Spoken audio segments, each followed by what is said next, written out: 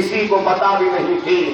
اور پھر جب اس وقت یہ مظلوم قوم، یہ مظلوم ملت جس کا سب کچھ لٹ چکا تھا، وہ آنکھ اٹھائے دیکھ رہی تھی کیا کوئی مرد مجاہد اس سرزمین دکن پر ہے جو مجلس کو پھر سے زندہ کرے.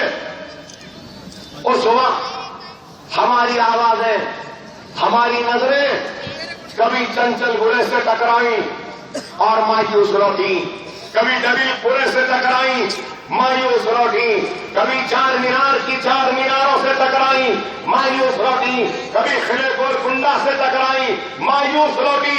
ارے ہر جگہ ہر وہ لوگ جو مجلس کے نام پر دولت کمائے، عزت کمائے، شہرت کمائے اور زندگی میں بڑے بڑے رتبوں پر رہے، تعلیم یافتہ تھے، ہمارے معاشرے اور ہمارے شہر کے مشہور و معروف لوگ تھے، سب سے پوچھے کہ آؤ اس مجلس کی صدارت لے لو، آؤ اس جماعت کو زندہ کرو، آؤ اس جماعت کے تحت مسلمانوں کو وابستہ کرو، ان کے انصاف کے لیے لڑو. لیکن اس وقت کوئی نہیں آئے. اور پھر آخری امید اگر کوئی کیے تو اللہ فخر ملت عبد الواحد اویسی علیہ رحمہ کی قبر کو نور سے بھر دے. کہ عبد الواحد اویسی سے جب مطالبہ درخواست گزارش کی گئی کہ اویسی صاحب مجلس آپ لے لیجیے، صدر بن جائیے اور کام شروع کریے، نہیں تو پھر یہ دکن کے مسلمانوں کا کیا ہونے والا ہے نہیں معلوم. سب سے مایوس ہونے کے بعد آخر میں آئے تھے اویسی صاحب کے پاس، تو عبد الواحد اویسی نے اس کانٹے بھرے تاج کو قبول کیا، مجلس کی صدارت حاصل کی. اور جب صدارت لی تو مجلس کا کوئی ایک پیسہ نہیں تھا، مجلس کے کھاتے میں کوئی دولت نہیں تھی، مجلس کے کوئی زمین نہیں تھے، مجلس کا کوئی دفتر نہیں تھا، دارالسلام بھی نہیں تھا. حکومت نے دارالسلام کو حاصل کر لیا تھا، مجلس پر پابندی لگا دی گئی تھی یہ کہہ کر کے یہ مجلس رضاکاروں کی جماعت ہے اور یہ ملک کے خلاف ہے، اس لیے ان کا دفتر لے لیا، پیسہ لے لیا، جو بھی تھا سب لے لیا. جب عبد الواحد اویسی کو مجلس کی صدارت ملی تو ایک ٹوٹا قلم، ایک کاغذ کا ٹکڑا بھی نہیں ملا. اور پھر مجلس نے اپنی جدوجہد کا آغاز کیا. تو مجلس نے جب جدوجہد کا آغاز کیا تو مجلس کے جلسوں کو منعقد کرنے والا کوئی بھی نہیں تھا تیار، مجلس کے جلسوں میں لائٹ دینے والا نہیں تھا کوئی. مجلس کے جلسوں کے اسٹیج پر آج یہ چہروں کا گلدستہ ہے اور یہ چہروں کی خواہش ہے، لیکن وہ بھی ایک دور تھا جب مجلس کے اسٹیج پر کوئی بیٹھنے کو تیار نہیں تھا اور مجلس کے جلسوں میں سننے کے لیے بھی کوئی تیار نہیں تھا. 2 لوگ 3 لوگ ہوتے تھے، لوگ اپنے گھروں کے دروازوں اور کھڑکیوں سے ڈر کر کھول کر دیکھتے تھے. اور جب عبد الواحد اویسی ان سے کہتے تھے کہ آؤ جلسے میں تو کہتے تھے کہ نہیں اویسی صاحب، ہم آئیں گے تو ہم بھی جیل میں جائیں گے. اور پھر جدوجہد کا آغاز کیا، کام کیا، محنت کی، کوشش کی. اور اس محنت، وہ کوشش کے بعد پسر منڈے کو مارچ کے مہینے میں عظیم الشان جلسہ ہوا. لوگ کہتے ہیں کہ 3.5 لاکھ کا مجمع آیا تھا اس جلسے میں.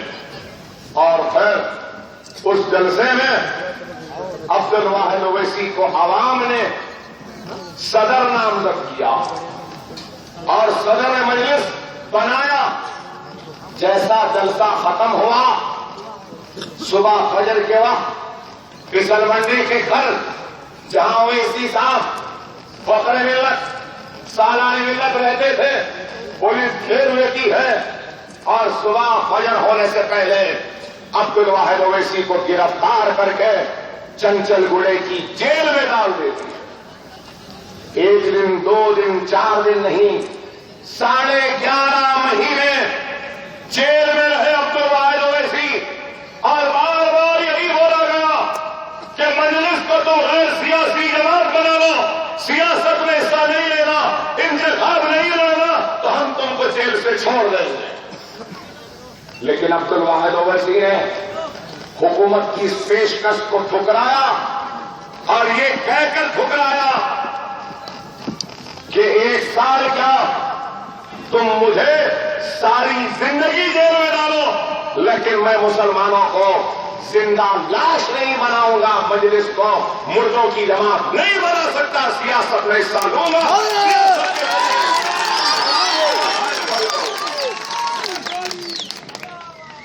वहां से जिद्दोजहद का आगाज हुआ। जेल में गए तो जाते जाते चारों तरफ नजर दौड़ाए तो फिर कोई नजर नहीं आ रहा था।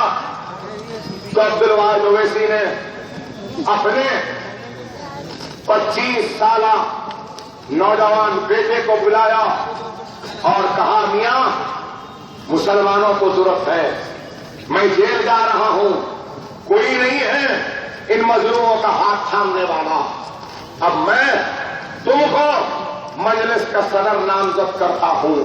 और सालार मिल्लत को सदर बनाकर जेल में गए। अरे काम शुरू हुआ, जिद्दोजहद शुरू हुई। जब जलसे होते जेल से फखर मिल्लत के छूटने के बाद तो उन जलसों में 4 से 5 लोग बाप तकरीर करता तो सुनने वाला बेटा होता, बेटा तकरीर करता तो सुनने वाले सामाइन के दरमियान में बाप बैठा होता। अरे ये मेहनत, ये कोशिश, और उसके बाद कारवां बनता गया। पहला पल्ली का इलेक्शन साला लड़े MM हाशिम के अगेंस्ट, बल्दिया का इंतखाब जीते, उसके बाद MLA बने, एक MLA के हल्का जीते और वो हल्का एक को दिए और दूसरे हल्के में गए, दूसरा हल्का जीते, दूसरे को दिए, तीसरे हल्के में गए, तीसरा हल्का जीते, चौथे हल्के में गए और फिर इसी तरीके से मजलिस के MLA बढ़ते गए। और 1970 के दहे में दारुस्सलाम का मुकदमा लड़कर दारुस्सलाम को हासिल किया। मैं बोलना नहीं चाहता क्योंकि जो लोग दारुस्सलाम हमको दे दो दावा करे थे वो लोग आज दुनिया में नहीं है, इसलिए मैं ये बोलूंगा, बुजुर्ग जानते हैं कि कौन कौन दावा करे थे दारुस्सलाम के वास्ते। 4 लोग बोले दारुस्सलाम हमको दे दो, नहीं बोलूंगा वो 4 लोग कौन थे, जाने दो।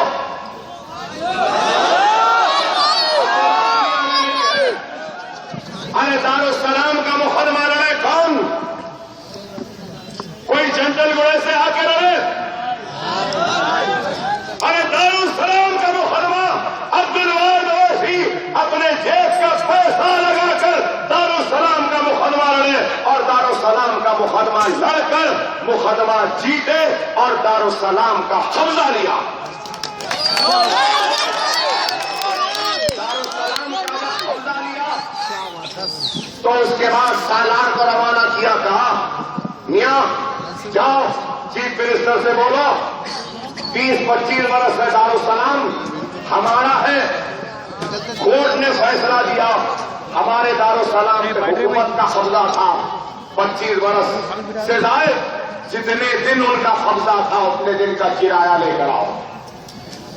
सलाहुद्दीन ओवैसी जाते हैं, मेहनत करते हैं, जिद्दोजहद करते हैं और बरस का किराया दारुस्सलाम का जो फायर ब्रिगेड का ऑफिस था हासिल करते हैं, लेकर आते हैं। तो फिर सालार को ख्याल आता है, जब बाहर निकल रहे थे तो ख्याल आता है 25 बरस का किराया नहीं दिए और फिर یہ کرایہ تو مل گیا، اگر یہ کرایہ نہیں دیے اور یہ کرائے کا پیسہ بینک میں ہوتا تو اس کا انٹرسٹ کتنا ہوگا؟ پھر پلٹ کر گئے اور بولے کہ کرایہ رکھ لو، یہ کیا پیسے دے رہے ہیں؟ یہ کرایہ جو نہیں دیے تھے اس کا